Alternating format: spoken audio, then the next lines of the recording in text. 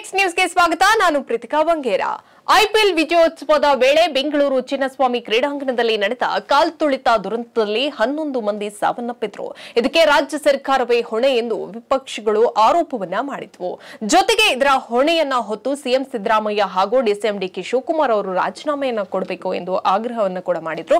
ಇದೀಗ ಕಾಲ್ತುಳಿತ ದುರಂತದ ಕುರಿತು ಚರ್ಚಿಸಲು ವಿಧಾನಮಂಡಲದ ತುರ್ತು ಅಧಿವೇಶನ ಕರೆಯುವಂತೆ ಆಗ್ರಹಿಸಿ ವಿರೋಧ ಪಕ್ಷದ ನಾಯಕ ಆರ್ ಅಶೋಕ್ ಅವರು ಸಿಎಂ ಸಿದ್ದರಾಮಯ್ಯ ಅವರಿಗೆ ಪತ್ರವನ್ನ ಬರೆದಿದ್ದಾರೆ. ಐಪಿಎಲ್ ವಿಜಯೋತ್ಸವದ ವೇಳೆ ಚಿನ್ನಸ್ವಾಮಿ ಕ್ರೀಡಾಂಗಣದಲ್ಲಿ ನಡೆದ ಕಾಲ್ತುಳಿತ ದುರಂತ ಕುರಿತು ಚರ್ಚಿಸಲು ವಿಧಾನಮಂಡಲದ ತುರ್ತು ಅಧಿವೇಶನ ಕರೆಯಬೇಕು ಎಂದು ಆರ್ ಅಶೋಕ್ ಅವರು ಪತ್ರದ ಮೂಲಕ ಆಗ್ರಹವನ್ನ ಮಾಡಿದ್ದಾರೆ. ಇನ್ನು ಕಾಲ್ತುಳಿತ ಘಟನೆಯಲ್ಲಿ 11 ಮಂದಿಯ ಸಾವು ಹಾಗೂ 25 ಮಂದಿ ಗಾಯಗೊಂಡಿರುವ ಘಟನೆಯು ರಾಜ್ಯವನ್ನೇ ಬೆಚ್ಚಿ ಬೀಳಿಸಿದೆ. ಈ ಘಟನೆಯು ಸಾರ್ವಜನಿಕ ಸುರಕ್ಷತೆ, ಗುಂಪು ನಿಯಂತ್ರಣ ಹಾಗೂ ರಾಜ್ಯದ ಕ್ರೀಡಾ ಹಾಗೂ ಇತರೆ ಕಾರ್ಯಕ್ರಮಗಳ ಸಂಘಟನೆಗೆ ಸಂಬಂಧಿಸಿದ ಗಂಭೀರ ಪ್ರಶ್ನೆಗಳನ್ನು ಎತ್ತಿ ಎಂದಿದ್ದಾರೆ.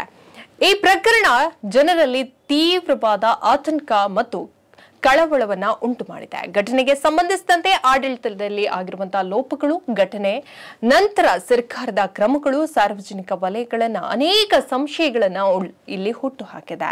ಇನ್ನು ಕಾಲ್ತುಳಿತಕ್ಕೆ ಕಾರಣವಾದ ರಕ್ಷಣೆಯನ್ನ ಮಾಡಲಾಗುತ್ತದೆ ಎಂಬ ಸತ್ಯವನ್ನ ಮುಚ್ಚಿ ಹಾಕಲು 3 ರೀತಿಯ ತನಿಖೆಗಳನ್ನ ನಡೆಸಲಾಗುವುದು. ಪ್ರಕರಣದಲ್ಲಿ ಅಸಹಾಯಕ ಅಧಿಕಾರಿಗಳನ್ನ ಬಲಿಪಶು ಮಾಡಲಾಗಿದೆ ಎಂದು ಚರ್ಚೆಗಳು ಕೂಡ ಸಾರ್ವಜನಿಕ ವಲಯದಲ್ಲಿ ನಡೀತಾ ಇದೆ.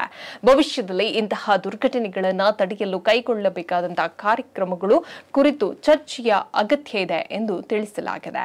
ಈ ನಿಟ್ಟಿನಲ್ಲಿ ಕರ್ನಾಟಕ ವಿಧಾನಮಂಡಲದ 3 ದಿನಗಳ ತುರ್ತು ಅಧಿವೇಶನ ಕರೆಯಿರಿ ಎಂದು ಆರ್ ಅಶೋಕ್ ಅವರು ಆಗ್ರಹವನ್ನ ಮಾಡಿದ್ದಾರೆ.